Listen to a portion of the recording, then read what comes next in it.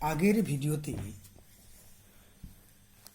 কালি এবং তারপরে কলম সম্পর্কে আলোচনা করেছি। কলমের তিনটি পর্যায় আলোচনা করা হয়েছে, মানে কলমের বিবর্তনের তিনটি দিক দেখানো হয়েছে। এবার আমরা আলোচনা করব হারিয়ে যাওয়া কালি কলম প্রবন্ধে প্রাবন্ধিক শ্রীপ্রান্থ কলমের মাহাত্ম্য সম্পর্কে কি আলোচনা করেছেন। সত্যি কথা বলতে কি, কলমের মাহাত্ম্য অপরিসীম, তা নিয়ে কোনো প্রশ্নই ওঠে না। আজকের যন্ত্রের যুগেও কলম ছাড়া কোনো শিক্ষিত মানুষের বোধহয় গতি নেই। এই কলমের মাহাত্ম্য বোঝাতে গিয়ে প্রাবন্ধিক প্রথমেই গেছেন ইতিহাসের পাতায়। ইতিহাসে মুঘল দরবারে যে ক্যালিওগ্রাফিস্টরা থাকতেন তাদের কথা উল্লেখ করেছেন। ক্যালিওগ্রাফিস্ট কারা? এই ক্যালিওগ্রাফিস্ট হলো লিপি কুশলী। পরীক্ষায় প্রশ্ন আসে, লিপি কুশলীদের কি বলা হয়? না ক্যালিওগ্রাফিস্ট, কিংবা ক্যালিওগ্রাফিস্টের বাংলা তর্জমা কি? না লিপি কুশলী। মুঘল দরবারে এই লিপি কুশলীদের যথেষ্ট সমাদর ছিল। কেবল মুঘল দরবারে নয়, সারা পৃথিবীতে এই লিপি কুশলীদের প্রশংসা ছড়িয়েছিল। আর সেই প্রশংসাটা মূলত মুঘল দরবার থেকেই বিস্তারিত লাভ করেছিল। কেবল মুঘল দরবার নয়, আমাদের বাংলাদেশও কিছুতে পিছিয়ে ছিল না। বাংলার রাজা, জমিদারগণ ও এই লিপি কুশলীদের অনেক সম্মান শ্রদ্ধা করতেন। যেমন বাংলার রাজা জমিদারগণ কবিদেরকে সম্মান করতেন, সমাদর করতেন, তাদের ভরণ পোষণের দায়িত্ব নিতেন। একই রকমভাবে এই লিপি কুশলীদেরও তারা ভরণ পোষণের দায়িত্ব নিতেন। এই লিপি কুশলীদের কেবল মুঘল দরবার নয়, বাংলার রাজা জমিদার নয়, সাধারণ গৃহস্থরাও সমাদর করতেন, সম্মান করতেন। কেন? পুঁথি নকল করার জন্য। আজকালকার দিনে সমস্ত ছাপানো বই পাওয়া যায়, কিন্তু এক সময়ই ছাপার কোনো গল্পই ছিল না। তখন বিভিন্ন বইকে নকল করে মানুষেরা ঘরে রাখতেন। সাধারণ গৃহস্থ এই পুঁথি নকল করার জন্য লিপি কুশলীদের শরণাপন্ন হতেন এবং তাদের শ্রদ্ধার চোখেও দেখতেন।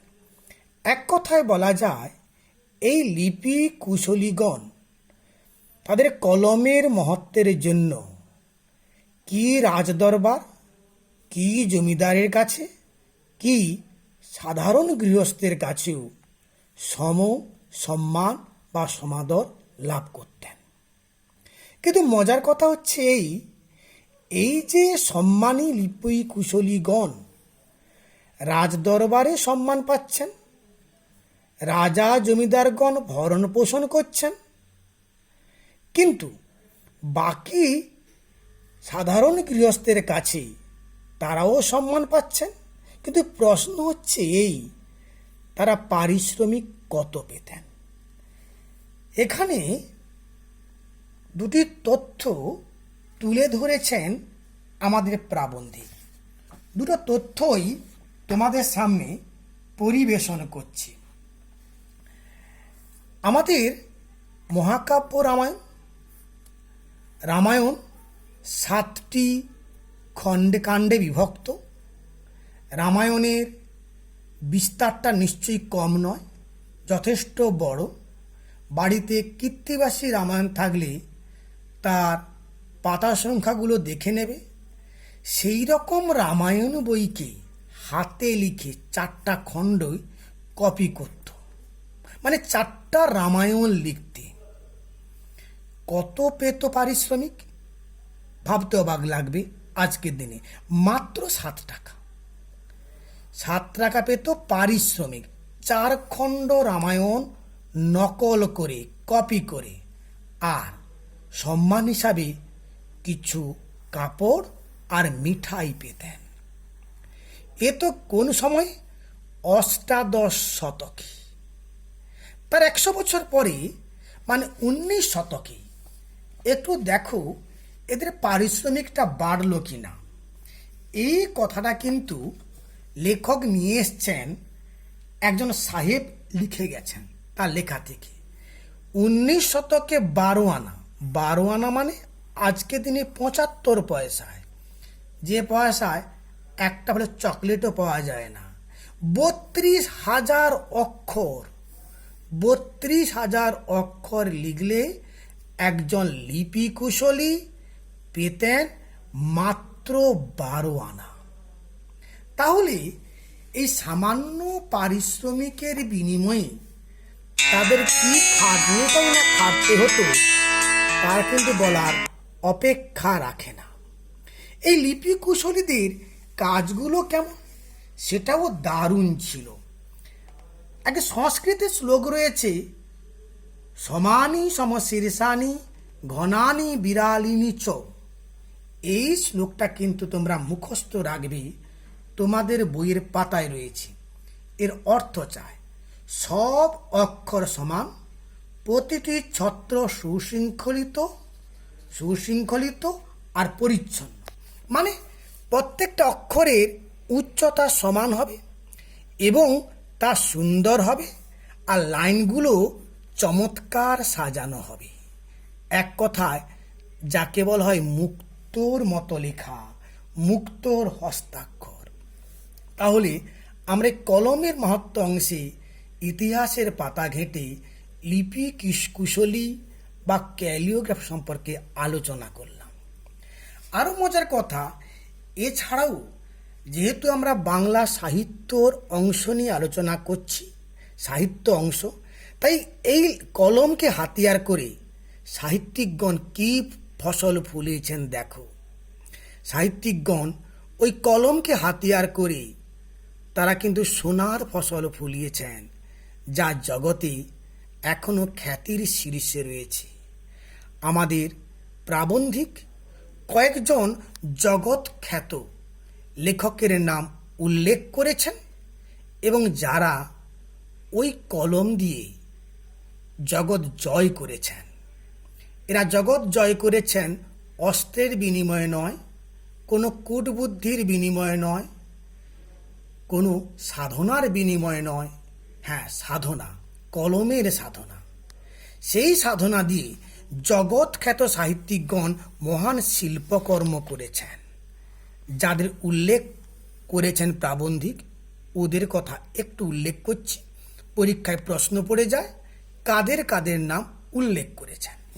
প্রাবন্ধিক সচেতনভাবে এই নামগুলো যে তিনি উল্লেখ করেছেন, তিনি কিন্তু সারা বিশ্বের, প্রাচীন ভারতের এবং বাংলা সাহিত্যের সাহিত্যিকদের কথা উল্লেখ করেছেন। পৃথিবীর সেরা নাট্যকার শেক্সপিয়ার, ডিভাইন কমেডি রচয়িতা দান্তে, ব্ল্যাঙ্ক ভার্স বা অমিত্রাক্ষর ছন্দের প্রবর্তক অন্ধকবি মিল্টন, এই 3 জন পাশ্চাত্য কবির কথা উল্লেখ করেছেন। আর সংস্কৃত সাহিত্যের সেরা কবি নাট্যকার কালিদাস, যাকে বলা হয় ভারতের শেক্সপিয়ার, আর নাট্যকার আর কবি ভবভূতি। এরা প্রাচীন ভারতীয় সংস্কৃত সাহিত্যের পূজারী। কেবল কবি এদের কথা বলে থেমে থাকলেন না। প্রাবন্ধিক উল্লেখ করেছেন বাংলার দুই মহাকাব্য রামায়ণ এবং মহাভারত। রামায়ণের শ্রেষ্ঠ বাঙালি শিল্পী, প্রথম রামায়ণকার শ্রীরাম পাঁচালীর রচয়িতা কৃত্তিবাস ওঝা, আর সেরা মহাভারতের রচয়িতা ভারত পাঁচালীর রচয়িতা কাশিরাম দাস। তিনি মধ্যযুগের ইতিহাস থেকে নিচ্ছেন। আধুনিক যুগে যার কথা না বললে নয়, সারা ভারতের যিনি প্রতিভু, সাহিত্য সংস্কৃতির যিনি সবার শীর্ষে রয়েছেন, কবিগুরু রবীন্দ্রনাথ ঠাকুর, সাহিত্য সম্রাট বাংলার স্কট বঙ্কিমচন্দ্র চট্টোপাধ্যায়, অমর কথাশিল্পী শরৎচন্দ্র চট্টোপাধ্যায়, এরা বাদ দিয়েও অসংখ্য অসংখ্য সাহিত্যিক রয়েছেন যারা কেবল কলমকে হাতিয়ার করে সাদা কাগজকে তাদের মনের কথা প্রকাশ করেছেন। সেই সাদা কাগজ হয়ে উঠেছে প্রত্যেকের মনের মানসী। সাদা কাগজেই তারা প্রাণের সূর্য তৈরি করে ফেলেছেন। শুধু কলমের মহত্ব লেখার মধ্যে নয়, পেশার মধ্যে রয়েছে। এক বিদেশি সংবাদপত্রে কথা উল্লেখ করেছেন আমাদের প্রাবন্ধিক। তিনি বলেছেন যে বিদেশি সংবাদপত্রে তিনি দেখেছেন যে কলমকেও পেশা হিসাবে গ্রহণ করেছে। বলেছেন, কলকাতার চৌরঙ্গি রাস্তার পথে গিজগিজ করছে ফেরিওয়ালা, মানে কলম ফেরিওয়ালা। এই চৌরঙ্গি রাস্তা যদি 3 জন ফেরিওয়ালা থাকে, তার মধ্যে একজন কলম ফেরিওয়ালা। মূলত মাথায় রাখতে হবে, ফেরিওয়ালারা কেউ কিন্তু দামিক পসরা নিয়ে বিক্রি করেন না বা করতে পারে না, কিন্তু কলম বর্তমান দিনে ডট পেন এতটা সস্তা চূড়ান্ত যে 3 জন ফেরিওয়ালাই কলম ফেরিওয়ালা। এবারে এই কলম ফেরিওয়ালাকে আছে বলেই অনেকেই পেশা হিসাবে কলমকে গ্রহণ করেছে। তাহলে কলমের মহত্ব কেবল লেখার সৌন্দর্যে নয়, কেবল সাহিত্য সৃষ্টি নয়, পেশার মাধ্যমেও অনেকে গ্রহণ করেছে। আমরা চলে আসবো প্রাবন্ধিকের পরবর্তী ভাবনা। একেবারে শেষ পর্যায়ে আমরা ডট পেন পাচ্ছি, যে ডট পেন দিয়ে আমরা সবাই লিখি। ডট পেনে না আছে কালিপুরো ঝামেলা, না আছে নিব পাথরের প্রশ্ন। একটা ছোট্ট লিকলিকে সরু চেহারার ডট পেন, তার দৌড় অনেক বেশি, যা আজকের দিনে প্রত্যেক ছাত্রছাত্রী, প্রত্যেক শিক্ষক শিক্ষয়িত্রী, প্রতিটি মানুষের সঙ্গে সঙ্গে ফেরে। আর এই ডট পেনের ভবিষ্যৎ কি হবে সে নিয়েও প্রশ্ন থেকে যায়।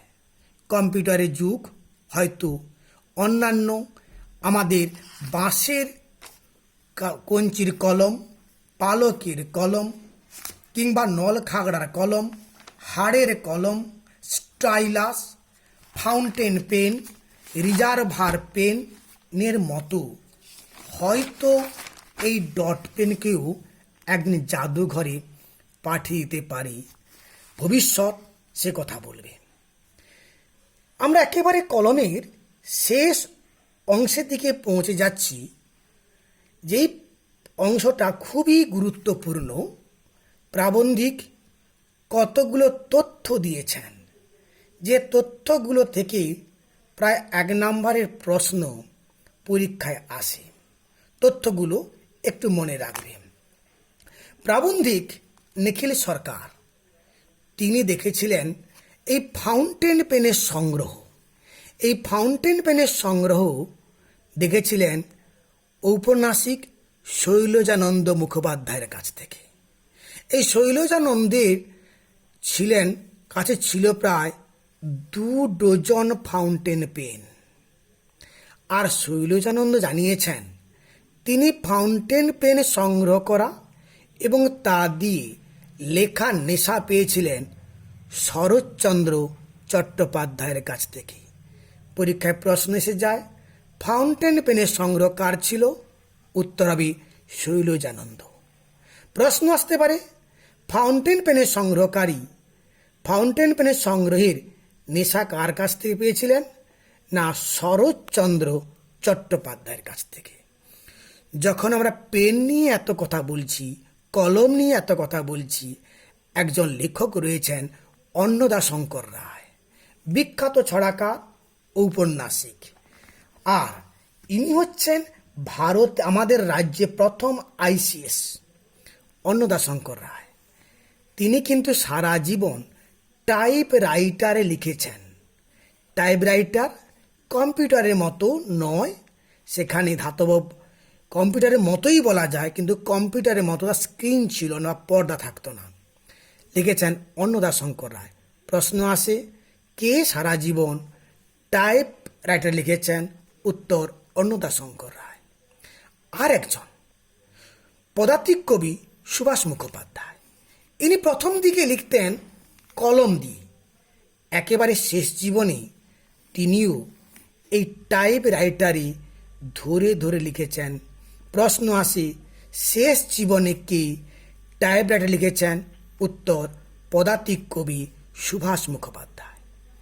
কিন্তু সারা জীবন যিনি কলমের মর্যাদা বাঁচিয়ে রেখেছেন আমৃত্যুকাল, যিনি লিখতে ভালোবাসতেন, যিনি কলম দিয়ে একাধিক ছবি আঁকতে পারতেন, যিনি ভারতের প্রথম অস্কার বিজয়ী সত্যজিৎ রায়, ইনি কিন্তু সারা জীবন কলম দিয়ে লিখেছেন।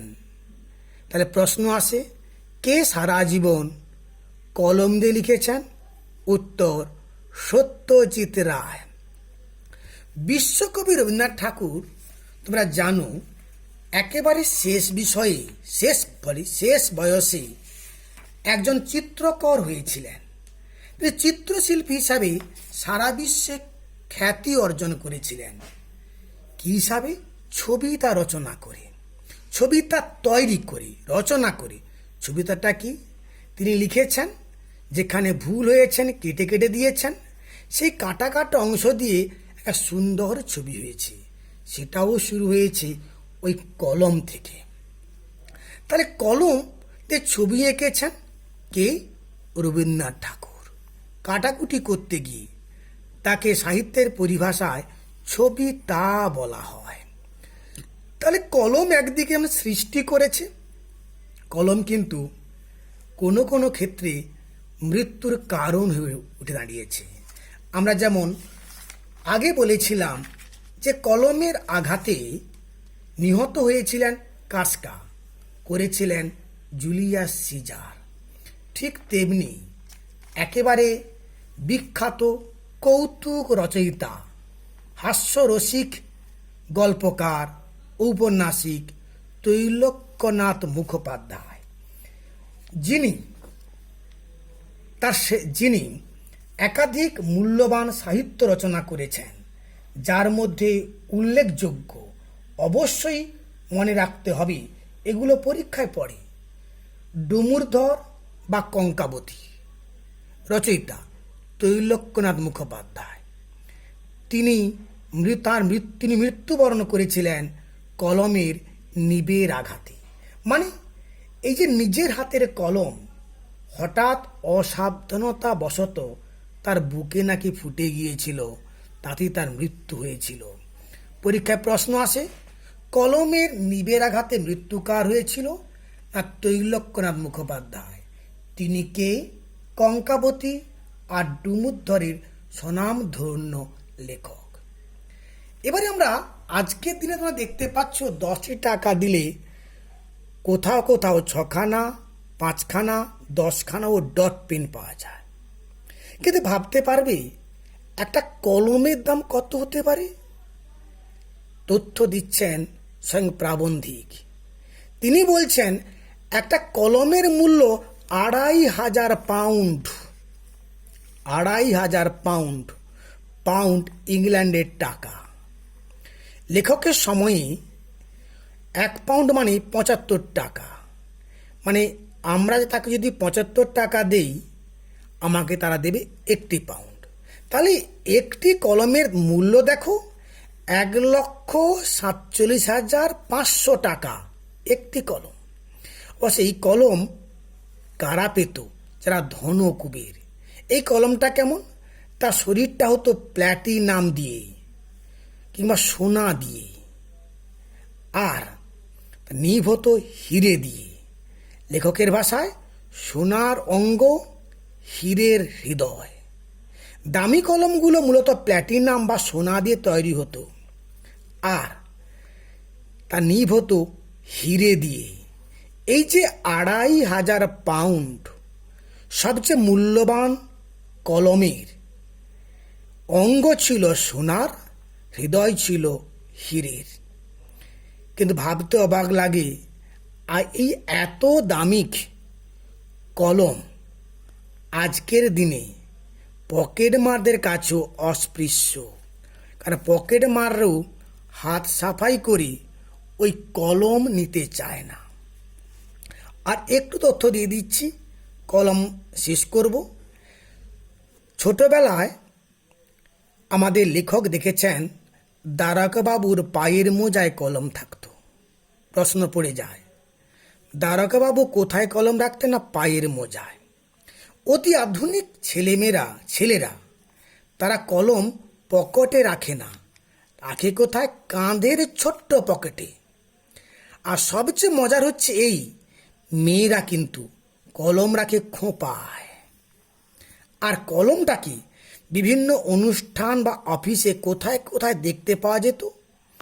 সরস্বতী পুজোর সময় খাগের কলম, আর থাকতো কাঁচের দোয়াত আলোচনা করার সময় পেয়ে যাব। আর দোয়াতে কালির বদলে থাকতো দুধ। প্রত্যেক শিক্ষিত ঘরে, অফিসে, আদালতের টেবিলে সবসময় থাকতো সাজানো জোড়া দোয়াত আর কলম।